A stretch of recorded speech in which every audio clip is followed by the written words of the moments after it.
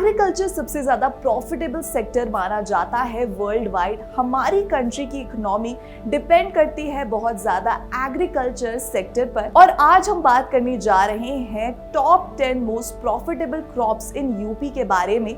India second largest country मानी जाती है जो इन्वॉल्व्ड है एग्रीकल्चर सेक्टर में। इंडिया के लिए एग्रीकल्चर एक प्राइमरी एक्टिविटी है जिसमें क्रॉप्स, फूड, रॉ मटेरियल और भी चीजें प्रोड्यूस की जाती है। टाइम के साथ साथ एग्रीकल्चर बढ़ता जा रहा है और क्रॉप्स की डिमांड भी बढ़ती जा रही है और ये सेक्टर काफी ज्यादा बढ़ता हुआ नजर आ रहा है। तो चलिए जानते हैं क्या है वो top most 10 profitable crops UP में। हाय, मेरा नाम है योशु प्रधान और आप मुझे देख रहे हैं फ्रीडम फार्मिंग हिंदी चैनल पर।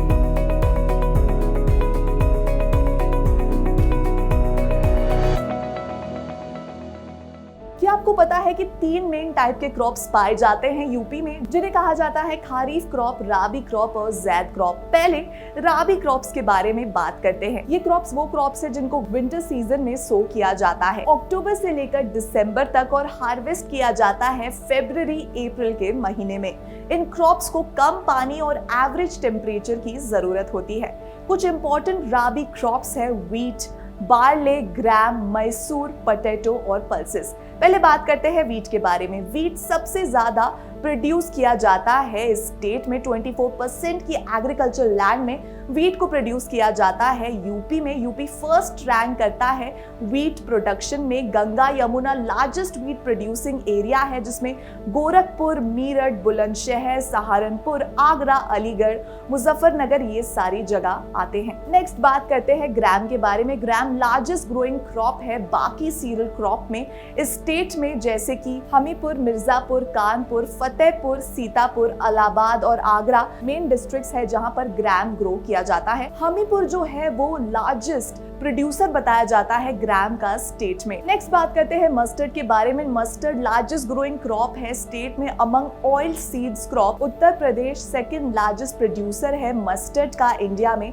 राजस्थान के बाद। मिर्जापुर, सहारनपुर, सीतापुर ये सारे डिस्ट्रिक्ट्स हैं जहां पर उगाया जाता है मस्टर्ड को। अब बात करते हैं बार्ले के बारे में। बार्ले ग्रो किया जाता है सैंडी और एल्यूविलियम सॉइल में।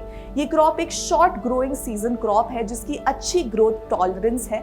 इस क्रॉप के ज्योग्राफिकल कंडीशंस वीट से सिमिलर है। उत्तर प्रदेश जो है वो सेकेंड लार्जेस्ट प्रोड्यूसर है बार्ले का, राजस्थान के बाद। वाराणसी, गाजीपुर, गोरखपुर, इलाहाबाद कुछ ऐसे डिस्ट्रिक्ट्स हैं जहां पर बार्ले को काफी अच्छे से ग्रो किया जाता है। आगे बढ़ते हैं और बात करते हैं खारीफ क्रॉप्स के बारे में जिन्हें मॉनसून रेनी सीजन में ग्रो किया जाता है। उनके सीड्स को स्टार्ट में सो किया जाता है और जुलाई मंथ्स के बीच में और एंड ऑफ मॉनसून में हार्वेस्ट किया जाता है सितंबर अक्टूबर मंथ्स में। इन क्रॉप्स को ग्रो करने के लिए हाई टेम्परेचर और ज्यादा पानी की जरूरत होती है।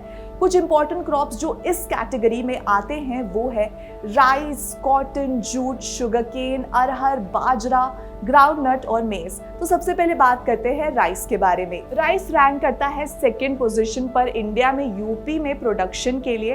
वेस्ट बंगाल के बाद इस क्रॉप को टेराई रीजन में सो किया जाता है। वाराणसी, लखनऊ, सहारनपुर, शाहजहांपुर में राइस काफी भारी मात्रा में उगाई जाती है। आगे बात करते हैं जूट के बारे में। जूट एक फाइबर क्रॉप है जिसे ग्रो किया जाता है टेराई बेल्ट में। गोरखपुर, सीतापुर जैसे शहरों में इस क्रॉप को ग्रो किया जाता है। जूट को सो किया जाता है अप्रैल से मई के बीच में और हार्वेस्ट किया जाता है अगस्त से सितंबर के बीच। आगे बात करते हैं शुगर केन के बारे में। शुगर केन सबसे ज्यादा इंपॉर्टेंट कैश क्रॉप बताया जाता है इस स्टेट में। उत्तर प्रदेश की रैंकिंग फर्स्ट आती है प्रोडक्शन ऑफ शुगर केन में कंट्री में। शुगर केन को 100 से 200 सेंटीमीटर रेनफॉल रिक्वायर होता है क्ले लोम सॉइल के साथ ग्रो करने में। ऐसे कई सारे शहरें हैं, एरियाज हैं जैसे कि मीरठ, मुजफ्फरनगर, गाजियाबाद जहां पर भारी मात्रा में उगाया जाता है शुगर केन को। मुरादाबाद जैसे डिस्ट्रिक्ट्स में भी यहाँ पर उगाया जाता है और मुजफ्फरनगर जो है उसको लार्जेस्ट प्रोड्यूसर बताया जाता है शुगर केन का। आगे बात करते हैं कॉटन के बारे में। कॉटन ग्रो किया जाता है गंगा यमुना दोब में और यहाँ पर ऐसे कई सारे डिस्ट्रिक्ट्स हैं जहाँ पर कॉटन को ग्रो किया जाता है इरिगेशन की मदद से।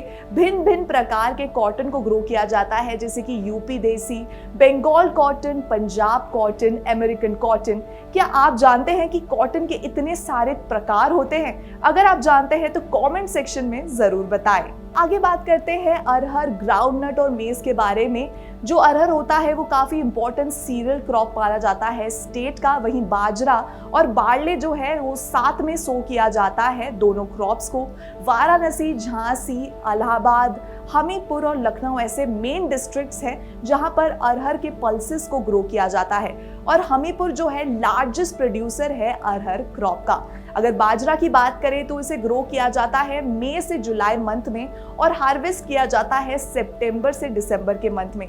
इसे प्रोड्यूस किया जाता है भारी मात्रा में शहरें जैसे कि आगरा, अलीगढ़, मुरादाबाद, मथुरा, फिरोजाबाद, मणिपुरी, कानपुर, इन शहरों में इन्हें भारी मात्रा में उगाया जाता है। अगर ग्राउंडनट की बात करें तो ग्राउंडनट को काफी स्मॉल स्केल में उगाया जाता है और इसका जो क्लाइमेट है वो ग्राउंडनट को ग्रो करने में काफी ज्यादा टाइम लग जाता है। बात करें मेज की तो उत्तर प्रदेश जो है उसकी रैंकिंग 3rd आती है मेज के प्रोडक्शन में। इसे एक रेनी क्रॉप बुलाया जाता है और कई सारे डिस्ट्रिक्ट्स में उगाया जाता है, जैसे कि मीरठ, गाजियाबाद, बुलंदशहर और मणिपुरी लार्जेस्ट प्रोड्यूसर है मेज का इस स्टेट में। आखिर में बात करते हैं जैद क्रॉप्स के बारे में।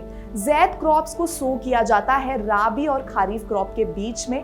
इन्हें ग्रो किया जाता है मार्च अप्रैल में और हार्वेस्ट किया जाता है जून और जुलाई के मंथ में। जैद क्रॉप को काफी वार्म ड्राई वेदर की जरूरत होती है ग्रो करने के लिए। इन क्रॉप्स को ग्रो करने में लंबे दिनों की जरूरत होती है। जो लेंथ होती है दिनों की वो ज्यादा लंबी होनी चाहिए इस क्रॉप के फ्लावरिंग के लिए। जो मेन जैद क्रॉप्स होते हैं वो होते हैं watermelon, musk melon, bitter gourd, pumpkin, cucumber और सीजनल फ्रूट्स और वेजिटेबल्स। तो ये थे हमारे टॉप 10 मोस्ट प्रॉफिटेबल क्रॉप्स जिन्हें यूपी में उगाया जाता है।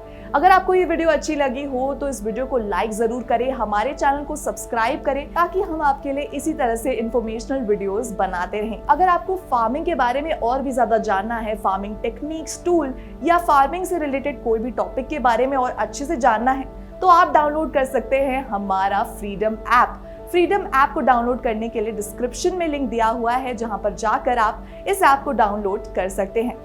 इस वीडियो के लिए इतना ही। आखिर तक बने रहने के लिए धन्यवाद।